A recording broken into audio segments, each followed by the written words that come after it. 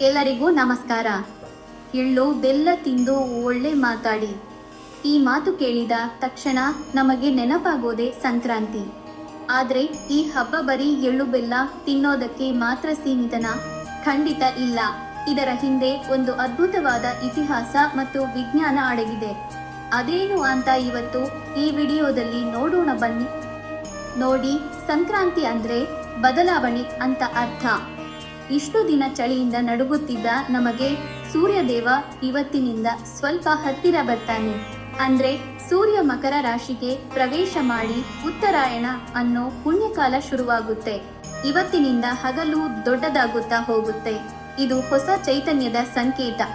ಪುರಾಣದ ಕಥೆ ಕೇಳೋದಾದ್ರೆ ಮಹಾಭಾರತದ ಭೀಷ್ಮ ಪಿತಾಮಹರು ತಮ್ಮ ಪ್ರಾಣ ಬಿಡೋದಕ್ಕೆ ಇದೇ ಉತ್ತರಾಯಣ ಕಾಲಕ್ಕಾಗಿ ಕಾದಿದ್ದರಂತೆ. ಅಷ್ಟೇ ಅಲ್ಲ, ಸೂರ್ಯ ದೇವ ತನ್ನ ಮಗನಾದ ಶನಿ ದೇವರ ಮನೆಗೆ ಬರೋ ದಿನ ಕೂಡ ಇದೆ ಅಂತ ಹೇಳ್ತಾರೆ. ಅಂದ್ರೆ ತಂದೆ ಮಗನ ನಡುವಿನ ಭಿನ್ನಾಭಿಪ್ರಾಯ ಮರೆತು ಒಂದಾಗೋ ದಿನ ಇದು. ಅದಕ್ಕೆ ಅಲ್ವಾ ನಾವೆಲ್ಲ ಹಳೆ ಕಹಿ ನೆನಪು ಮರೆತು ಎಳ್ಳು ಬೆಲ್ಲ ಹಂಚೋದು.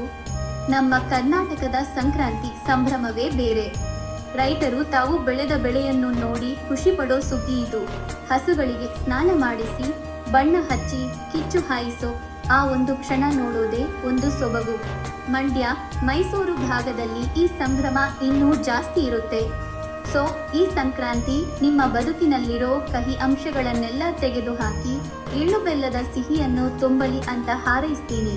ನಿಮ್ಮ ಮನೆಯಲ್ಲಿ ಸಂಕ್ರಾಂತಿ ಹಬ್ಬದ ವಿಶೇಷ ಏನು ಅಂತ ಕಾಮೆಂಟ್ ಮಾಡಿ ತಿಳಿಸಿ. ವಿಡಿಯೋ ಇಷ್ಟ ಆದರೆ ಲೈಕ್ ಮಾಡಿ, ಸಬ್ಸ್ಕ್ರೈಬ್ ಮಾಡೋದನ್ನು ಮರಿಬೇಡಿ. ಎಲ್ಲರಿಗೂ ಮಕರ ಸಂಕ್ರಾಂತಿ ಹಬ್ಬದ ಶುಭಾಶಯಗಳು.